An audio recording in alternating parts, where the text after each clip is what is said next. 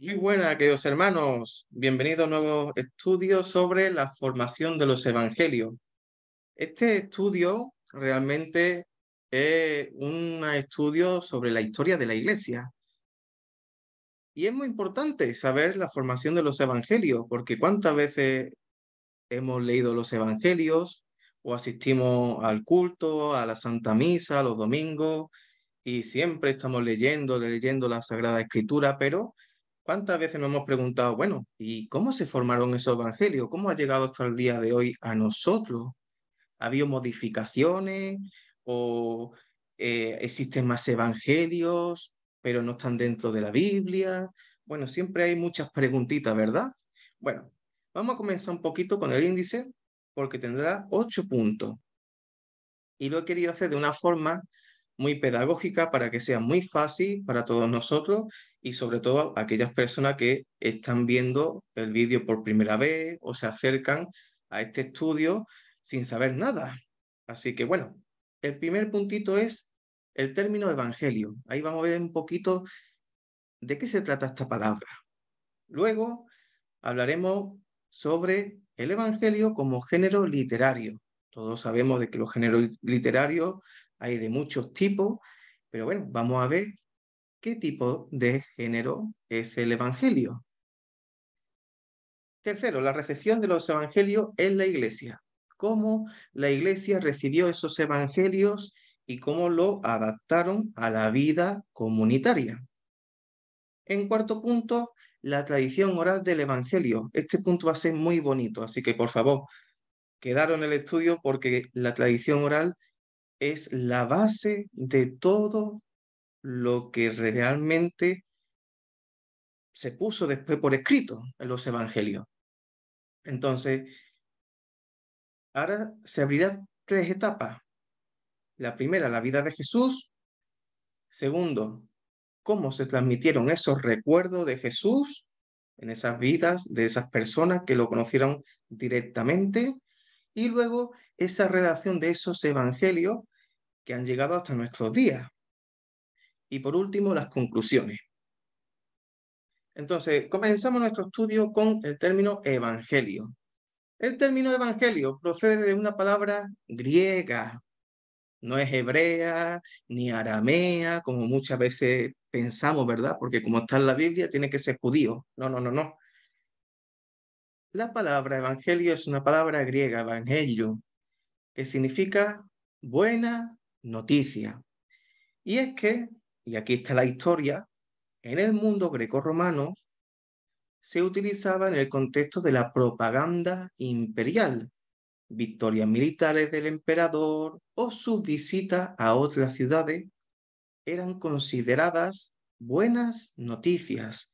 Entonces vemos aquí que la palabra evangelio al final era una palabra publicitaria, era una forma de hacer publicidad a la gente, pero claro, publicidad buena, porque son buenas noticias. De ahí a que seguramente habéis visto en las películas, ¿verdad? Hay un hombre en medio de la calle, de la plaza. Queridos hermanos, queridos habitantes de este pueblo, nuestro emperador ha ganado en las tierras de Galia. Y ahí, ¿no? Se proclama las victorias, aquellas guerras que el emperador ha ganado al enemigo, cómo el imperio se está aumentando, va creciendo. O también las visitas del emperador a ciudades. Bueno, queridos hermanos, aquí el emperador viene tal día para celebrar con nosotros una festividad. Entonces todo el pueblo estaba lleno de alegría. Para ello un día que es único. Por eso hay fiestas, hay juegos, hay muchas cosas para que la gente se entretengan. Entonces, esa palabra evangelio se utilizaba para eso en el contexto de publicidad. Publicidad buena en el mundo greco-romano, ¿vale? En el Imperio Romano. Y ahora vamos a ver dentro del contexto bíblico, en el Antiguo Testamento, en la tradición israelita, el verbo anunciar buenas noticias se encuentra en Isaías 52:7, que aquí se anunciará una buena noticia. la llegada de Dios como rey que trae la salvación a su pueblo. Aquí realmente esto es una profecía de Jesucristo. Vamos a leer Isaías 52:7. Qué hermosos son sobre los montes los pies del mensajero que anuncia la paz, que trae buenas nuevas, que anuncia salvación, que dice a Sión, ya reina tu Dios. Entonces vemos aquí cómo esto también es un evangelio, pero sin usar esa palabra, sino que se usaba otra palabra de raíz hebrea, pero que al final lo que nos quiere dar a entender es que Dios anuncia buenas nuevas, promete buenas cosas para el pueblo judío. Y aquí está prometiendo la paz, está prometiendo la salvación, promete un rey. Entonces aquí uno haciendo una relectura, ¿verdad?, del Antiguo Testamento, uniéndolo con el Nuevo Testamento, llega a la conclusión de que Jesucristo es la profecía hecha carne, se encarnó para que fuese todo cumplido al pie de la letra. Entonces, esa comparación es muy divertida porque la propaganda romana dijeron los cristianos, oye, es muy buena. ¿Por qué no usamos esa palabra evangelio para nosotros? Entonces los cristianos hicieron su propia publicidad, su propaganda cristiana. Al igual que los romanos anuncian victorias y paz, pues los cristianos tenemos que anunciar algo mucho más grande, y es que Jesús vence a la muerte, trae paz, y no solamente eso, sino también salvación. El emperador visita a su pueblo, eso también era una buena noticia. Pues bueno, los cristianos decimos de que Dios se hace hombre, Dios con nosotros, el Emmanuel, ¿verdad? Como dirá en el Evangelio de San Mateo, Dios se hace aquí con nosotros, Dios con nosotros, Dios habita entre su pueblo. Y también aquí abre un nuevo reinado. La propaganda siempre romana hablaba sobre el reinado, porque para ello era muy importante la buena estructura del reino, el imperio romano. Bueno, y nosotros como cristianos, ¿qué tenemos que defender? Pues el reino de Dios. Eso para nosotros es una garantía, porque hay un rey que nos promete, un rey que nos da paz, un rey que está con nosotros y un rey donde su reino no es terrenal, sino que es un reino que durará para siempre. Entonces, vemos aquí esas comparaciones bastante buenas. Entonces, tanto la palabra evangelio como anunciar buenas noticias en el Antiguo Testamento fueron muy utilizados muy pronto por los discípulos de Jesús para referirse al mensaje de salvación. Como yo dije antes, dijeron, es la palabra perfecta para ajustar nuestro mensaje al mundo de hoy. Es como si nosotros dijéramos, vamos a usar las redes sociales de hoy en día para que nuestro mensaje llegue más lejos. Pues utilizar la palabra evangelio era como usar la red social más fuerte de aquel entonces. Y eso hicieron los cristianos. De hecho, para San Pablo, el evangelio era un anuncio de salvación centrado en la persona de Jesucristo. Entonces vemos aquí que Evangelio y Jesucristo no se pueden separar, porque para un cristiano el Evangelio es un anuncio de buena noticia, pero claro, la buena noticia está centrada en lo que Jesucristo hizo por ti y por mí. Entonces vamos a pasar a la segunda parte del Evangelio como género literario. Entonces los cuatro evangelistas, acordarse, Marco, Mateo, Lucas y Juan, usaron los géneros literarios de su tiempo. Es decir, ellos no se inventaron un género nuevo. No, no, no, no, no. Su estilo es similar a las cartas antiguas y al mismo tiempo narrando una historia de un héroe. Entonces vemos cómo los escritores sagrados no se inventaron una un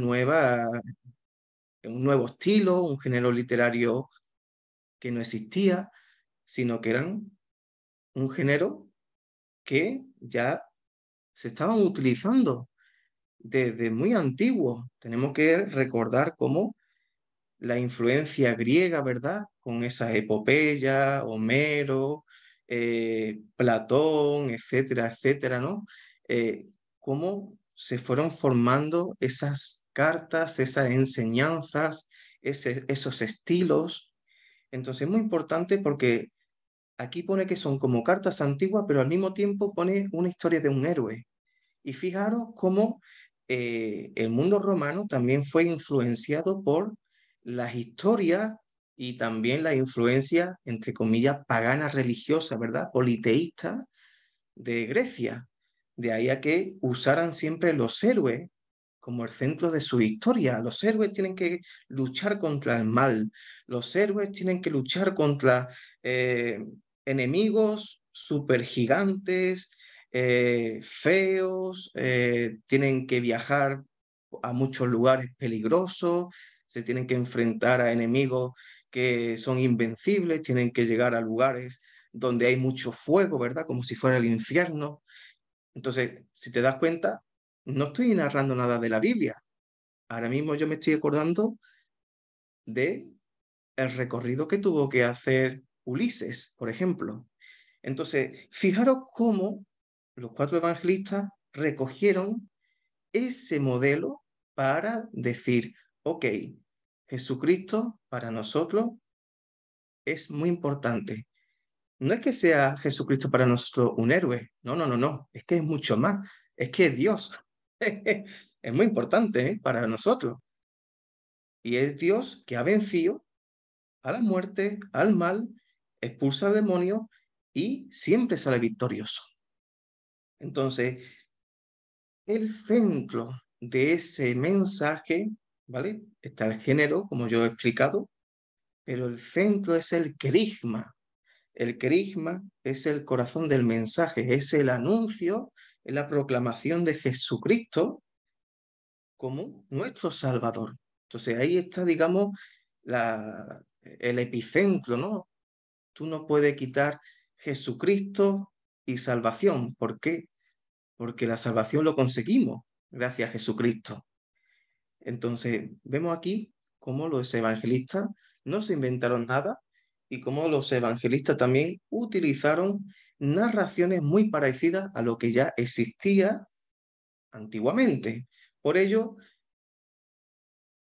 habrá una narración que es muy simultánea a los cuatro evangelios, que es la narración de la infancia y de la juventud.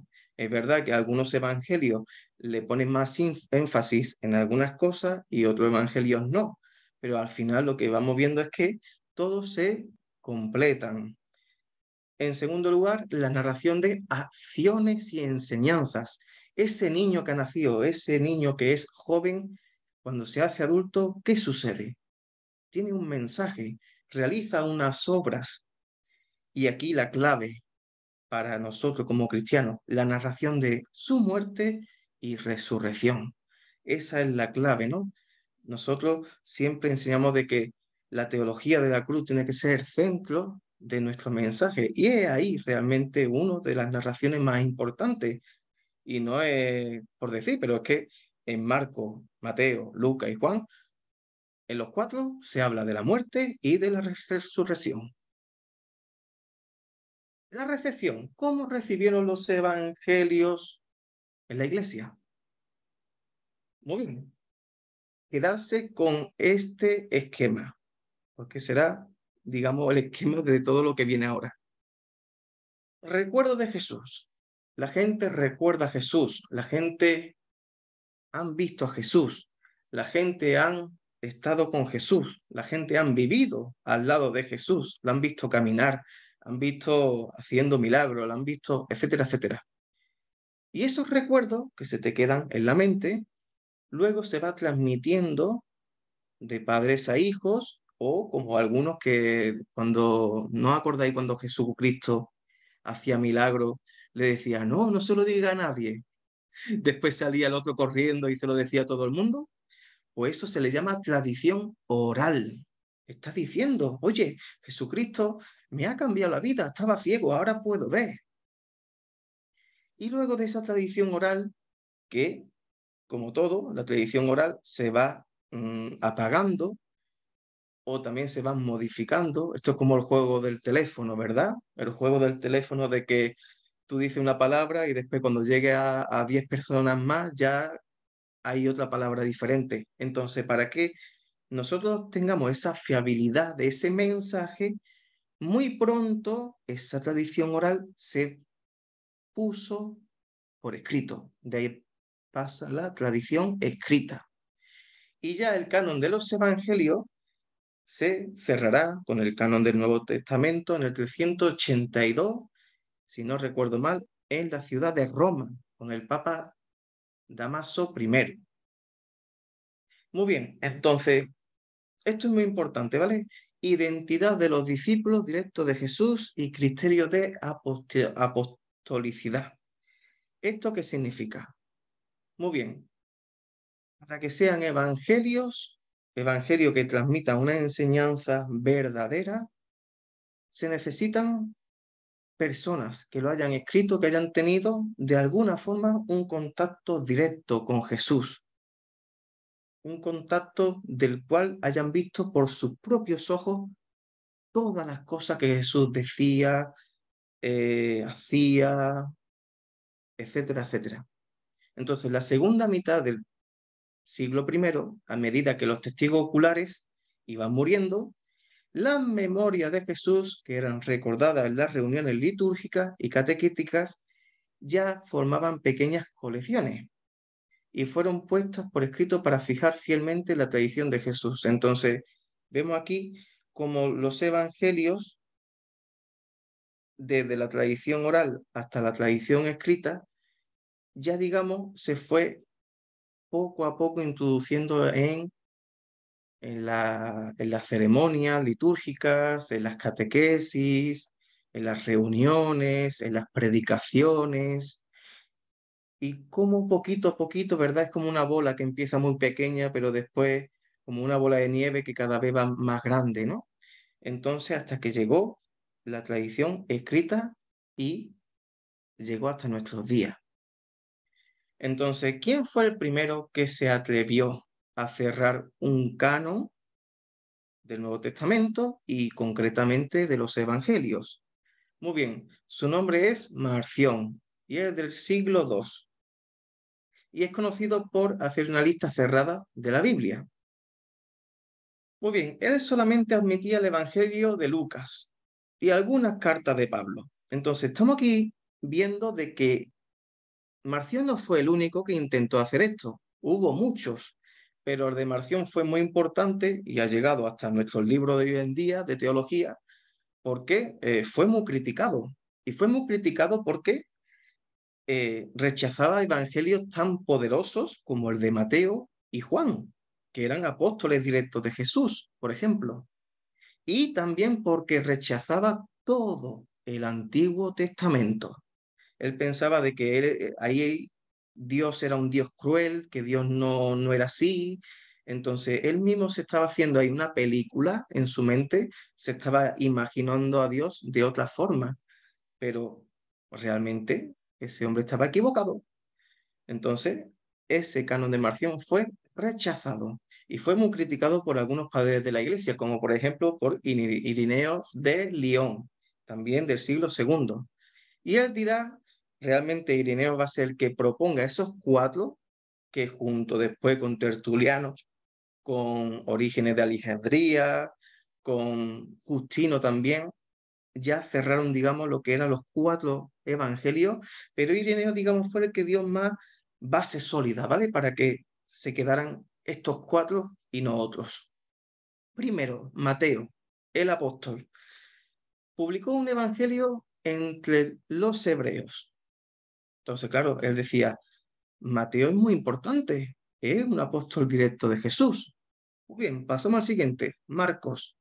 que fue el intérprete y también, como muchas veces me han dicho, es como el secretario de Pedro. Siempre estaba con él, lo estaba acompañando. Y este, Marco, recogía esas enseñanzas, esas predicaciones de Pedro y recopiló ese evangelio, ¿no? Lo puso por escrito, esas predicaciones de Pedro allá donde viajaba. En tercer lugar, Lucas, que este es compañero de Pablo, que hizo un evangelio predicado por Pablo. Esto es interesante, ¿verdad? Porque aquí vemos cómo de los cuatro solamente eran apóstoles directos Mateo y Juan, pero de Lucas y Marcos no tenemos ninguna evidencia de que lo conocieran directamente. Entonces, ¿dónde está, digamos, la importancia de Marco y Lucas? En Marco en Pedro y Lucas en Pablo, que si no acordáis, Pablo también es apóstol, el apóstol de los gentiles. Y por último, Juan, apóstol. Él también publicó un evangelio durante su estancia en Éfeso. Entonces vemos aquí cómo era de tan importante y cómo se tomaba esto en serio la iglesia de, oye, necesitamos recopilar los evangelios, necesitamos recopilar unas enseñanzas, una vida de Jesús para las siguientes generaciones. ¿Por qué? ¿Por qué se eligieron cuatro y no otros? Muy bien, hubo un problema y es que empezaron a escribirse muchos documentos y documentos que quizás no tenían ni siquiera un autor fijo, no sabíamos de quién vendría, pero se le atribuía a supuestamente a personas que conocían a Jesús directamente y lo ponían como título Evangelio. Y de ahí eso se le conoce hoy en día como evangelios apócrifos. Y entonces surgieron muchos, pero muchos escritos.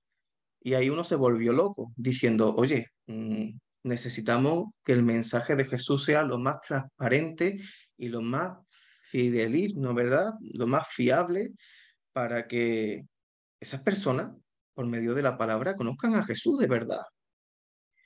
Muy bien, entonces por eso, los padres de la iglesia, y yo siempre lo digo, no podemos ser biblistas al 100%. Necesitamos ver la Biblia a ojos también de la tradición, a ojos de la historia, porque hoy en día también existen muchas babosadas de muchos libros que no te hablan de Jesús y son libros supuestamente cristianos, pero no te ponen en el centro a Jesús. Lee muchos libros, pero todo es de tú tienes que ser fuerte, tú puedes con todo, venga, el Señor te va a bendecir, etcétera, etcétera. Pero son libros que no te enseñan realmente, no te ponen en el centro a Jesús. O igual pasaba en aquellos tiempos, cuando empezaron a escribirse muchos escritos, que eran manipulados, eran escritos que te quitaban del centro de Jesús y metían unos conceptos y unas, entre comillas, palabras filosóficas que estaban confundiendo a muchas personas y de ahí que también surgieran algunos grupos que eran pseudo cristianos. Entonces, Irineo de Lyon dijo estas palabras y para mí fue muy importante ponerlo en este estudio. Los evangelios no pueden ser ni menos ni más de cuatro, porque cuatro son las regiones del mundo en que habitamos y cuatro los principales vientos de la tierra. Dado que la Iglesia ha sido diseminada sobre toda la tierra y que el Evangelio y el Espíritu de vida son columna y fundamento de la Iglesia, cuatro deben de ser las columnas en las cuales se funda lo incorruptible, dando vida a los hombres. Por eso es indudable que el Verbo, el artífice de todo, que se sienta sobre los querubines y contiene en sí todas las cosas, y se ha revelado a los hombres, nos ha dado a nosotros un evangelio en cuatro formas, pero penetrado de un solo espíritu.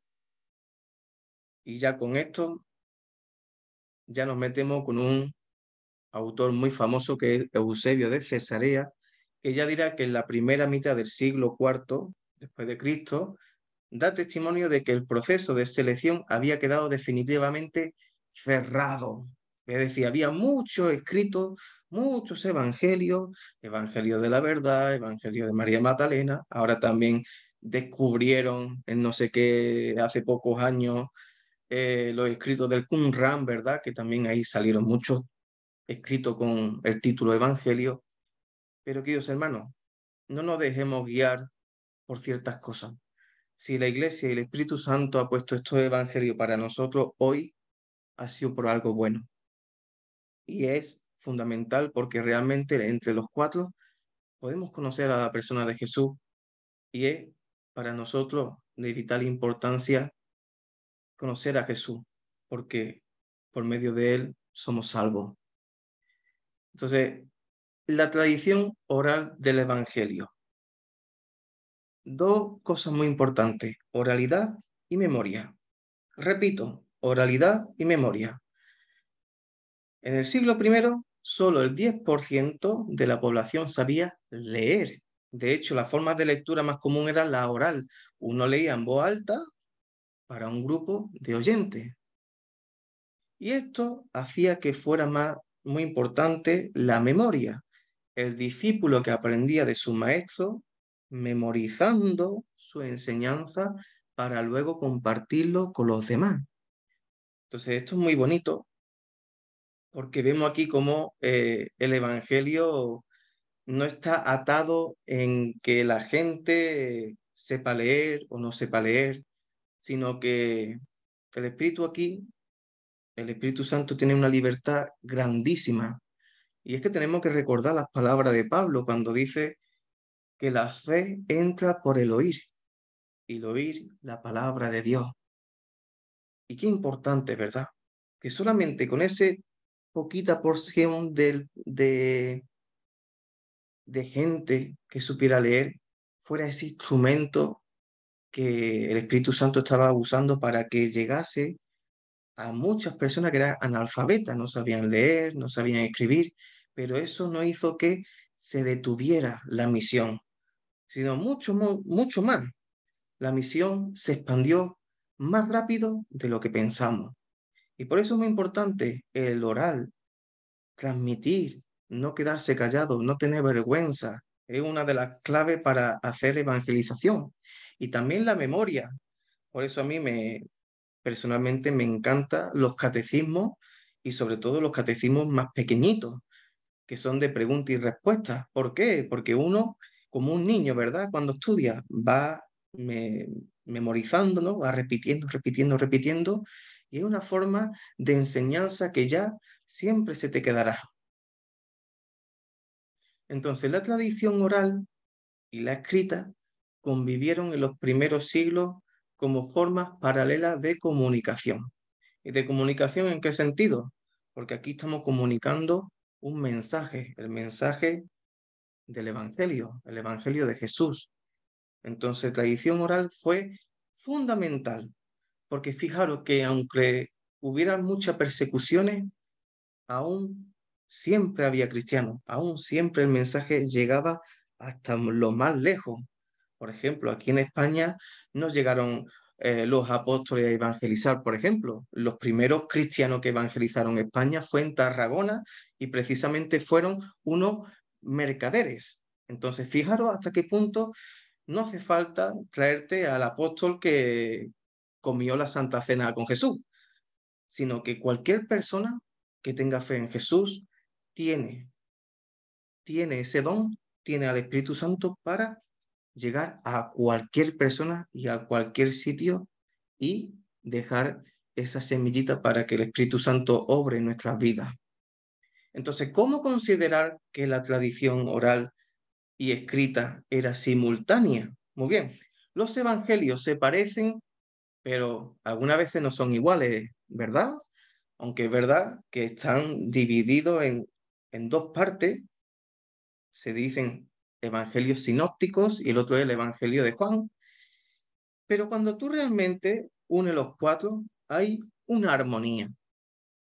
De hecho, hay un texto que se llama la armonía de los evangelios, que lo que hace es ponerte los cuatro evangelios y desde el principio hasta el final intenta hacer como una especie de armonía, ¿verdad? Para que vea toda la vida de Jesús de forma ordenada. Entonces vemos como los evangelios no es que se contradigan, sino es que son puntos de vista. Es como si tú ves un accidente de coche y uno lo ha visto desde atrás, otro lo ha visto desde el frente, otro lo ha visto desde el lado derecho y otro desde el lado izquierdo. Los cuatro han visto el mismo accidente, pero han visto todo desde una óptica distinta, pero están describiendo el mismo suceso, a Jesús. Y qué importante también los milagros y su divinidad. Los cuatro evangelios resaltan esos milagros, resaltan de que Jesús era Dios, Dios con nosotros. Las parábolas y el reino de Dios también, cómo Jesús usaba ese lenguaje sencillo, ese lenguaje que llegaba a la gente más analfabeta, que no tenía que entender tanta Biblia, ¿verdad? Tanta ley, sino que Jesucristo cuando hablaba, hablaba cosas del campo, hablaba cosas de la vida cotidiana. Y cómo entrelazó esa vida cotidiana con el reino de Dios, ¿verdad? Como ese reino de Dios de que, oye, yo soy el reino, porque Jesucristo es el centro del reino de Dios. Y esas parábolas realmente lo que nos está indicando es el camino hacia ese reino. Son parábolas que nos ayudan a conocer el buen camino, a conocer aquel destino a que ya estamos llamados, que es el reino de Dios. Siguiente, las enseñanzas y su ejemplo.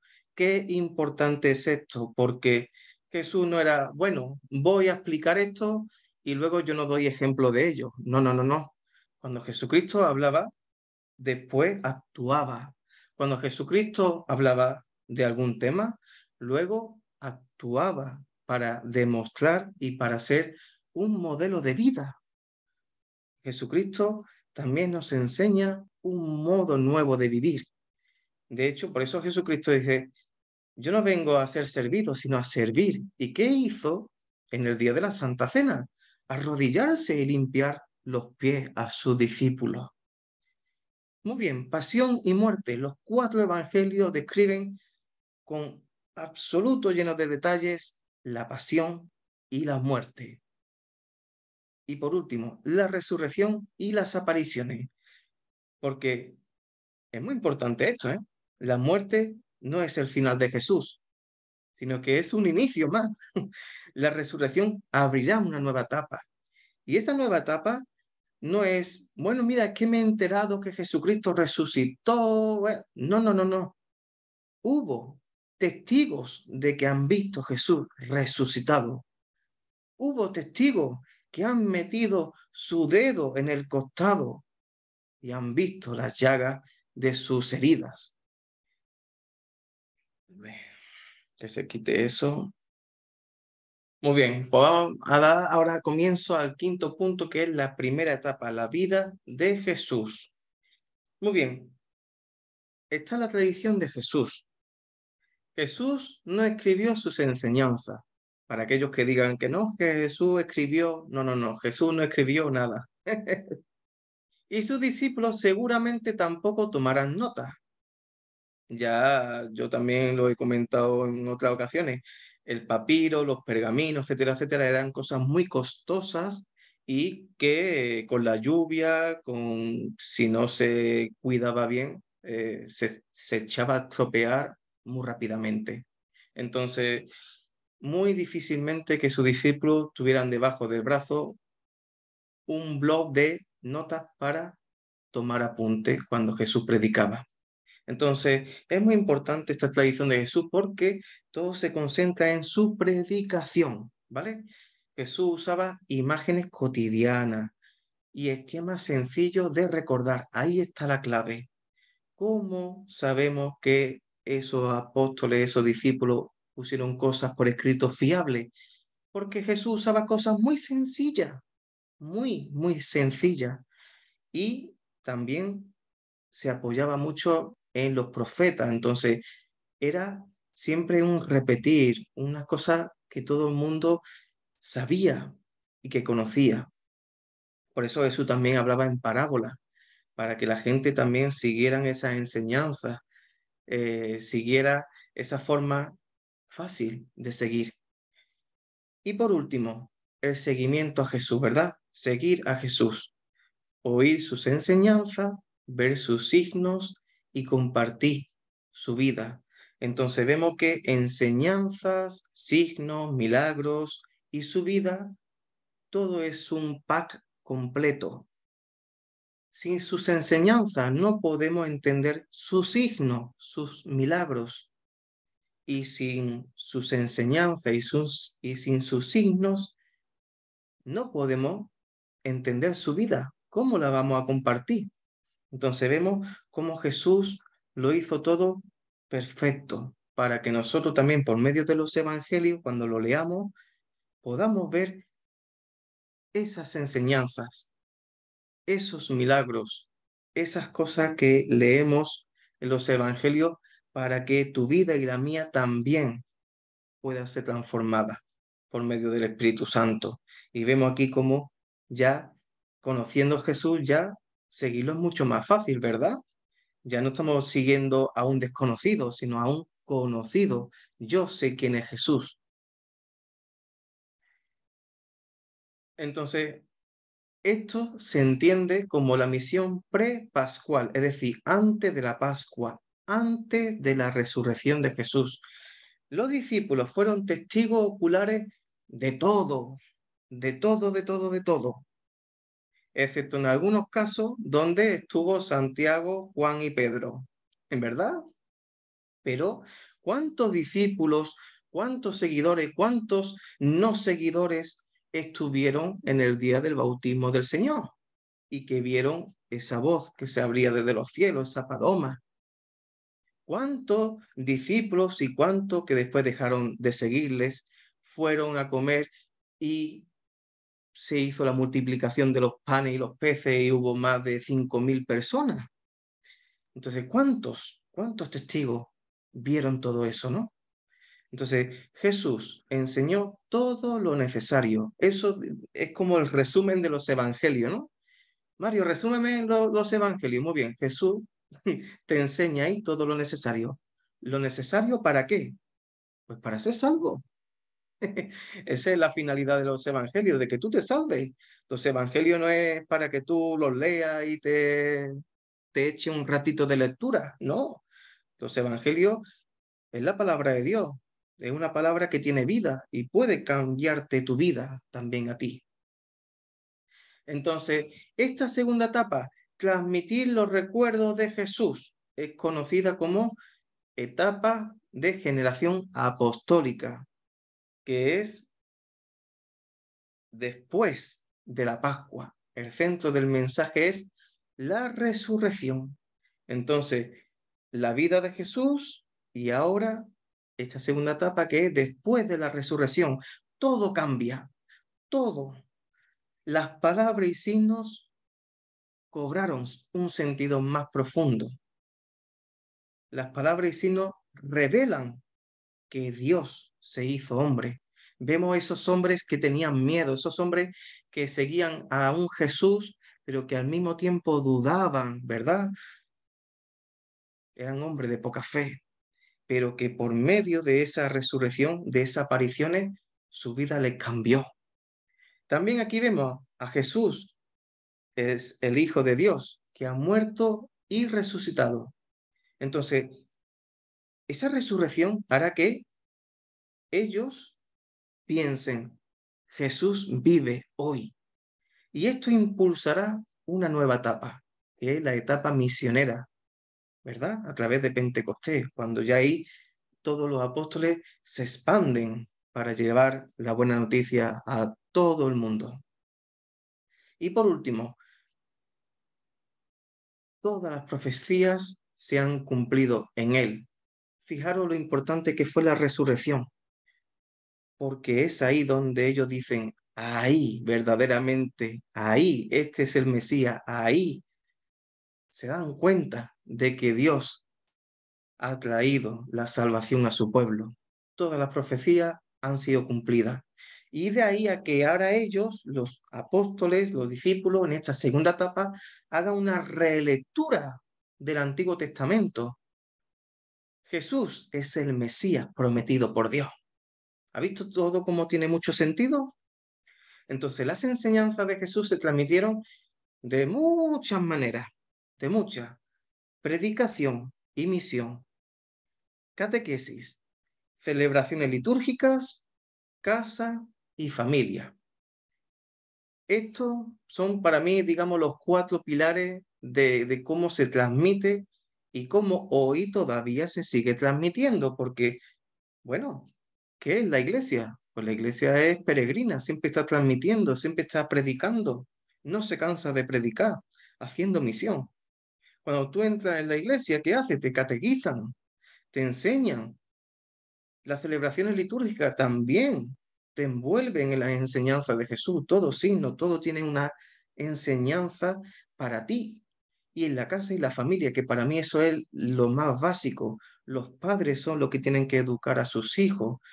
Los padres son los que tienen que estar siempre enseñándole la vida de Jesús, todas las cosas que Jesús ha hecho por ellos y cómo ellos poco a poco van teniendo fe, porque la fe, eso es así, se va construyendo. Uno no tiene fe y al siguiente día no tiene fe, no, la fe es algo que se construye y que necesita tiempo también. La tercera etapa, redacción de los evangelios. Muy bien, esta etapa, conocida como segunda generación cristiana, ¿vale? Ya esta etapa ya abarca un poquito de los años 60 después de Cristo hacia adelante. Muy bien, los testigos oculares de Jesús van muriendo poquito a poquito, ¿ok? Aquí habrá un acontecimiento muy importante, la destrucción del templo de Jerusalén en el año 70. Tenemos que recordar que Nerón, el gran emperador Nerón, que era más malo que un dolor de muela, él se incendió Roma en el año 64 y de ahí hubo una mega persecución hacia los cristianos increíble. Pero es que no solamente con los cristianos, también con los judíos. Tenemos que tener en cuenta en el contexto de que Roma y los judíos nunca han sido buenos amigos. Y si encima de ahí nace el cristianismo, ¡buah! Cada vez peor. Y viendo que el cristianismo se estaba expandiendo por todo el imperio romano y también gracias a el mar Mediterráneo que conectaba con todos los puertos de todas las ciudades bueno, de todo lo que abarcaba, ¿verdad? Todo el mar Mediterráneo. Entonces vemos cómo el evangelio se fue expandiendo como la pólvora. Otra de las cosas, el paganismo y también la religiosidad politeísta, ¿verdad? Que politeísta significa que tiene muchos dioses. Era un problema. Entonces, está aquí viendo los cristianos de que los seguidores, los discípulos originales de Jesús van muriendo. Los romanos nos persiguen y encima destruyen el templo de Jerusalén. Para colmo, cada día hay más politeísmo y Roma te obliga a creer en eso. Si no lo crees, te matan. Uf, madre mía, los cristianos aquí estaban diciendo, como no pongamos nada por escrito, nos van a matar a todos y todo se va a quedar en el aire, como si nada hubiera sucedido nunca. Y a causa de ese miedo y por causa también de esa necesidad de necesitamos transmitir esto a las nuevas generaciones que no han visto a Jesús, sino que solamente lo han escuchado de oída, como hoy en día, en el siglo XXI. Entonces ellos dijeron, necesitamos comenzar ya a redactar los evangelios para estas nuevas generaciones. Muy bien, ¿por qué se pusieron por escrito los evangelios? Una buena pregunta, ¿verdad? Para preservar la tradición tras la muerte de los testigos directos y hacer posible la difusión de su memoria cuando la iglesia estaba ya muy extendida, pues el escrito permite la comunicación a distancia. Entonces vemos aquí que al final es preservar la tradición, es decir, transmitir lo que fielmente los apóstoles escucharon de la mismísima boca del Hijo de Dios. Es fuerte, ¿eh? Es fuerte. Pero es que, aunque tengamos poca fe, yo lo digo, yo el primero, pero cuando tú lees los evangelios, oye, estás leyendo cosas que son reales, cosas que han existido, cosas que han sucedido. Vemos aquí que la tradición lo que nos da es la autenticidad, ¿verdad? Y eso para mí es un consuelo, de que cada vez que hablo de los evangelios leo algo que realmente a mí me va a ayudar. Es algo que es necesario para mí y yo sé que todo lo que leo 100% es verdad. Muy bien, razón misionera. Como medio de evangelización y presentación en el mundo greco-romano. Es verdad que estos evangelios se usaron para evangelizar. Originalmente cada evangelio no fue pensado para que esto llegara al siglo XXI y se recopilara en un libro y estuviera en nuestra estantería, en nuestra casita. No se pensó nunca. Pero fíjate cómo esto cambió, ¿verdad? Porque Mateo escribió su evangelio a tal congregación, Marco a la congregación de tal, Lucas su congregación en tal sitio, pero vieron que fueron tan útiles y eran tan fiables que dijeron, estos escritos tienen que llegar a todas las congregaciones, estos escritos tienen que saberlo todos, cada narración, cada enseñanza, cada acontecimiento de Jesús, porque si a nuestras vidas Jesucristo las ha cambiado, ¿por qué no a los otros cristianos que están en otras ciudades? Esa es, esa es la razón misionera. Otro, la razón teológica, resaltar la importancia de la historia de Jesús y sus enseñanzas verdaderas frente a nuevos movimientos gnósticos o también movimientos filosóficos mezclados con cristianismo que al final incluso hasta llegaban a decir de que Jesús era un fantasma o que Jesús solamente era un hombre y no era Dios. Entonces de ahí que surgieran movimientos y escritos que estén diciendo mentiras, porque realmente no es lo que los evangelios nos enseñan.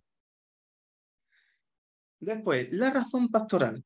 Las comunidades de la segunda generación tenían necesidad de escuchar el mensaje de Jesús en toda su radicalidad, porque el paso del tiempo hacía que tendiera a acomodarse al mundo. Muy bien, ¿qué es lo que está pasando hoy en día? Lo hablo pastoralmente. ¿Cuánta gente tú le dices, oye, ¿tú quieres leer los evangelios? Ay, sí, yo lo leí cuando era pequeño. Ah, mira, sí, yo lo leí, pero es bastante fantástico, ¿verdad? ¿Cómo esto puede suceder? Yo esto no lo creo. No sé, ya la gente como que está vacunada para no escuchar a Dios. Es como si tuvieran los oídos cerrados. Entonces es bueno de que cada vez que abrimos los evangelios, lo creamos. Y si no te lo crees, pues órale a Dios para que te abra un poquito más de entendimiento y que te abra también la fe para que puedas entenderlo.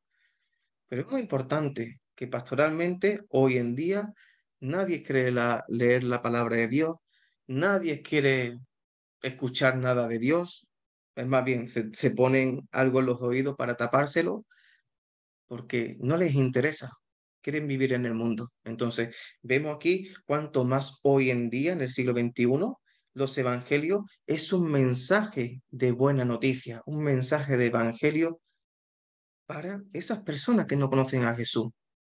Y por último, el factor contextual, el judaísmo, la matriz de la iglesia, valoraba mucho la escritura.